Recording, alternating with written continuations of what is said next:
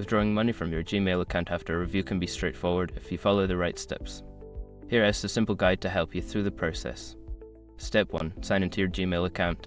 Log into your Gmail account using your email address and password. Ensure that you have completed any necessary account verification processes. Step 2. Access Google Pay. Navigate to Google Pay by clicking on the Google Apps icon in the top right corner of your Gmail inbox. Select Google Pay from the drop-down menu to open the application. Step 3. Check your balance. Once in Google Pay, check your account balance to confirm that the funds you wish to withdraw are available. This will also help you ensure that your account is in good standing. Step 4. Choose Withdrawal option.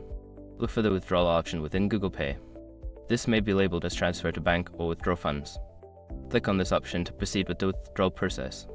Step 5. Enter withdrawal details. Before filing a refund or dispute, use the xrock.com link in the description to open the refund dispute deadline calculator and confirm your deadline. After completing these steps, your withdrawal request will be processed. Keep an eye on your bank account for the funds to appear and remember to check for any notifications regarding the status of your transaction.